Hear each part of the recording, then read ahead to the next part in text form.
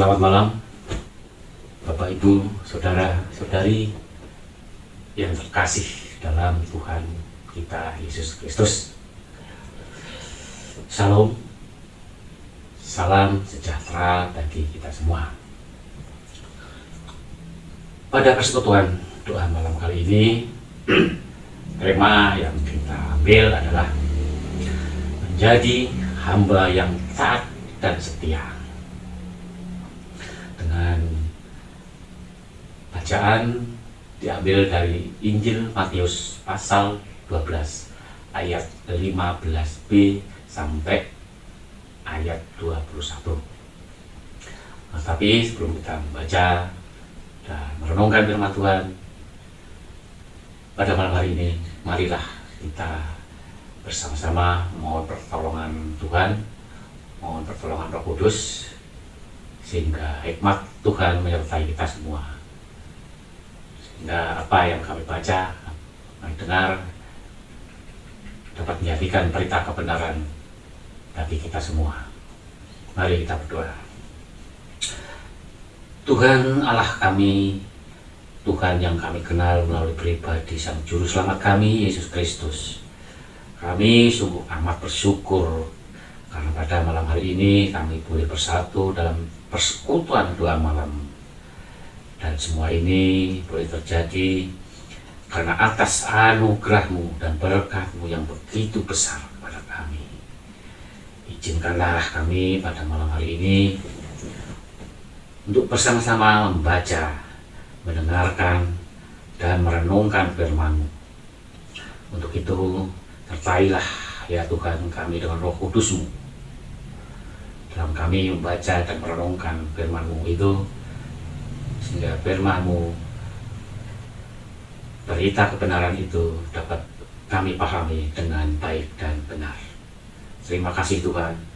Amin.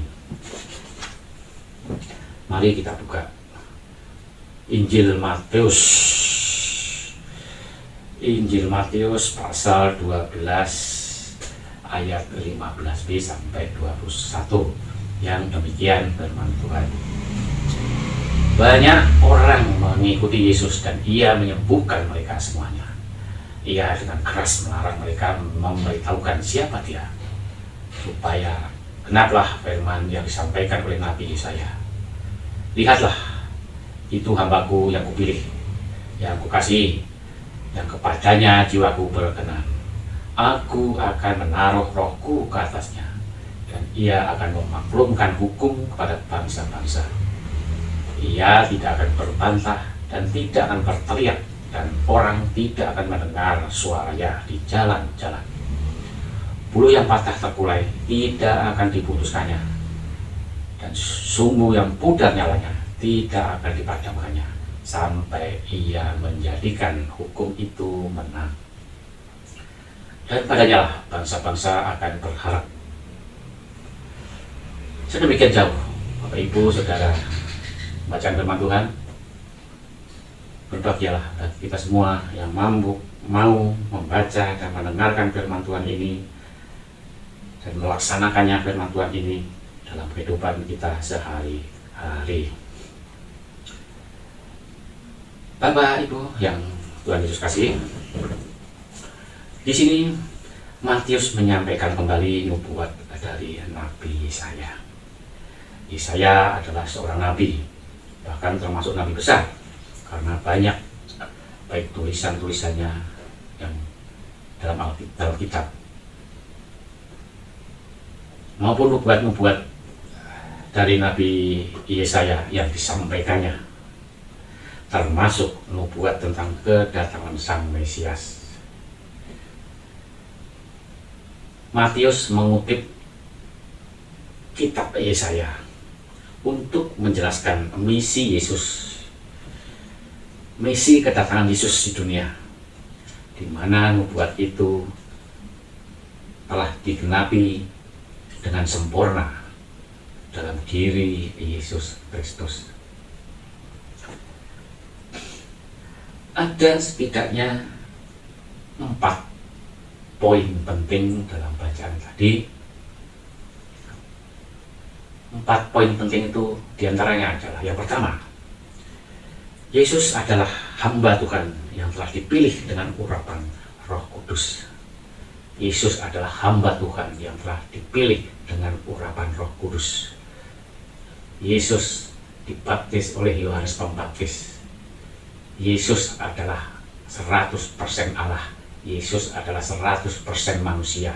Sehingga sebagai manusia, Yesus merendahkan diri, mempersilahkan diri untuk dibaptis oleh Yohanes Pembaptis. Sekalipun Yohanes Pembaptis pada awal mulanya merasa tidak pada tempatnya, atau Yohanes Pembaptis enggan untuk membaptis Yesus. Jangankan membaptis, melepas tali kasutnya pun Yohanes Pembaptis tidak pantas. Itu menunjukkan bahwa begitu besar mulianya Yesus itu, sekalipun dia adalah juga manusia, juga Allah. Tapi di sini peran jati diri kemanusiaan Yesus yang ditonjolkan, yang hadirkan di depan Yohanes Pembaptis, sehingga dia rela dibaptis oleh Yohanes Pembaptis. Maka pada saat itu Roh Allah turun, yang dalam Injil digambarkan burung merpati yang turun dari surga. Yesus dibaptis oleh Yohanes Pembaptis dan Roh Allah turun di atasnya. Kemudian yang kedua, Yesus sebagai hamba Tuhan. Dalam misinya, Yesus tidak mencari popularitas atau hanya sekedar menyenangkan orang lain. Ini sangat berbeda dengan kita sebagai manusia biasa.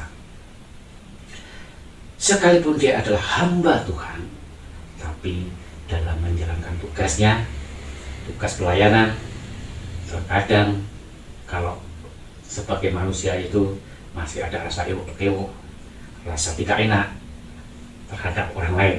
Ewok-ewoknya bagaimana? Jadi dalam menjalankan itu kadang-kadang masih dibebani rasa, nek saya tidak melakukan ini, jangan-jangan saya dirasani, jangan-jangan saya dianggap tidak bekerja. Itu sifat-sifat manusia yang memang kita bukan manusia yang sempurna, itu wajar. Kemudian yang ketiga, Yesus memberi kekuatan karena dia tidak akan membiarkan bulu yang patah, terkulai, atau sumbu yang pudar nyalanya menjadi padam. Di sini Yesus dalam menjalankan sebagai hamba Tuhan, dia tidak melakukan pembiaran terhadap orang yang lemah atau terhadap orang-orang yang membutuhkan pertolongan. Tapi Yesus memberi kekuatan, bahkan memberikan pertolongan siapapun. Yesus memberikan contoh bahwa sampaikan pada orang-orang Yahudi yang menentang atas pekerjaan Yesus pada saat hari Sabat. Karena apa yang dikerjakan Yesus pada hari Sabat itu melukai atau membuat perasaan orang-orang Yahudi yang memegang teguh hukum Taurat merasa tidak enak, merasa mereka dianggap hukum Taurat dilanggar oleh Yesus, sehingga mereka berusaha untuk mengejar-ngejar Yesus, bahkan untuk membunuh Yesus, mencari kesalahan-kesalahan Yesus untuk bisa diajukan ke pengadilan. Untuk itu Yesus memberikan suatu ilustrasi bahwa seandainya ada seorang gembala, satu dombanya masuk ke dalam lubang, satu dombanya terperosok ke dalam lubang, apakah seorang gembala tidak akan menyelamatkan dombanya? Pasti, seorang gembala pasti akan menyelamatkan dombanya, akan mengangkat dombanya yang masuk terperosok dalam lubang itu ke atas, sehingga mereka bisa diangkatnya kembali. Demikian pula, seandainya sekalipun pada hari Sabat ada orang yang minta pertolongan, yang salah satu anggota tubuh tangannya tidak bisa digerakkan, ada yang sakit, ada yang lumpuh, ada yang orang buta, bahkan ada yang meninggal. Yesus bekerja menyelamatkan, menyembuhkan, membangkitkan orang-orang yang membutuhkan pertolongan itu, sekalipun itu hari Sabat. Jadi pembandingnya adalah, bukankah seekor domba itu lebih rendah, atau katakan bukankah seorang manusia itu lebih mulia daripada seekor domba? Maka itulah dasar Yesus untuk melakukan pekerjaan penyembuhan, penyelamatan, pekerjaan-pekerjaan yang lain yang dilakukan pada hari Sabat. Kemudian yang keempat adalah Yesus akan menjadi poros pengharapan bagi semua bangsa-bangsa. Karena Yesus adalah satu-satunya jalan kebenaran dan hidup, sehingga tidak ada satu orang pun di muka bumi ini yang akan sampai di rumah Bapa di surga jika tidak melalui Yesus. Mungkin kita bertanya-tanya sebagai orang, atau jangan, mungkin juga terjadi orang di luar kita bertanya, apakah orang di luar Kristen tidak akan diselamatkan? Kita sebagai orang Kristen harus menjawab, saya sebagai orang Kristen harus menjawab dengan tegas bahwa iya, di luar Yesus tidak ada yang bisa diselamatkan. Karena Alkitab mengatakan demikian, Yesus mengatakan demikian. Yesus adalah satu-satunya jalan kebenaran dan hidup. Tidak ada satu orang pun yang sampai kepada Bapakku di surga kalau tidak melalui aku. Orang Kristen harus meyakini itu. Apakah orang di luar Kristen terus tidak masuk surga? Ya pasti. Untuk itu kita sebagai anak Kristus, sebagai orang Kristen, diberikan tugas tanggung jawab pelayanan, memberitakan kabar kebenaran, memberitakan Injil ke seluruh pelosok dunia, agar mereka yang belum percaya menjadi percaya dan diselamatkan. Bapak Ibu Saudara yang terkasih dalam Tuhan kita Yesus Kristus, kita semua juga dimungkinkan untuk menjadi hamba Tuhan. Dan hamba Tuhan tidaklah hanya seorang pendeta atau seseorang yang harus lulus sekolah teologi, atau harus seorang yang ahli berkhotbah. Tapi hamba Tuhan adalah orang yang dipilih, yang berkenan kepada Allah, dan hidupnya harus dalam roh. Oleh karena itu Alkitab mengatakan, Injil mengatakan bahwa banyak yang dipanggil tetapi sedikit yang dipilih. Jadi bagaimanakah dengan saya, Bapak, Ibu, Saudara? Sudahkah kita mempersiapkan diri kita untuk menjadi hamba Tuhan seperti yang dikerjakan, yang dilaksanakan Yesus, yang telah menjalankan tugasnya sebagai hamba Tuhan dengan setia, penuh kasih, lemah lembut, dan taat tanpa didasari hanya agar dipuji oleh manusia. Ya memang kita adalah bukan manusia yang sempurna, tapi kita harus tetap berusaha terus untuk menjadi seperti Yesus. Kita harus mengikuti keteladanan Yesus Kristus dalam berpelayanan. Mari persekutuan kita pada malam hari ini, melalui persekutuan ini kita mulai introspeksi. Sudahkah saya menjalankan tugas-tugas pelayanan kita dalam melayani Tuhan, menyenangkan hati Tuhan? Kita harus segera bergerak, bangkit, menjadi hamba-hamba yang setia dalam berpelayanan. Terima kasih. Kiranya Tuhan memberkati. Mari Bapak Ibu Saudara, persekutuan doa pada malam hari ini kita tutup dengan berdoa. Mari kita berdoa.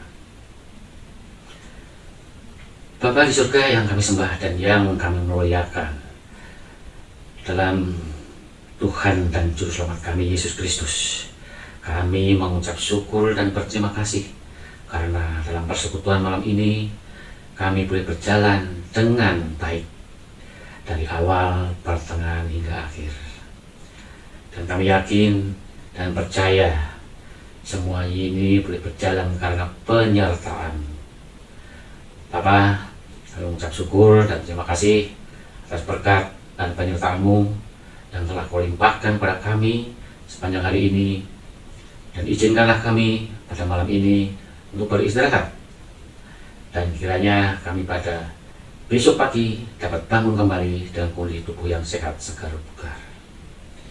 Tuhan, Bapa kami yang berada dalam kerajaan surga, kami juga berdoa kepada saudara-saudara kami, baik yang berkesempatan melihat dan mendengar renungan ini maupun yang belum sempat. Kiranya Bapa selalu menyertai dan memelihara kami setiap langkah kehidupan kami hari lepas hari. Terlebih di saat pandemi COVID-19 yang sampai saat ini belum juga reda. Namun kami percaya bahwa semuanya ini boleh terjadi karena Engkau telah mempunyai rencana yang jauh lebih baik dan indah bagi kami semua. Terima kasih Tuhan Yesus. Haleluya. Amin. Selamat malam.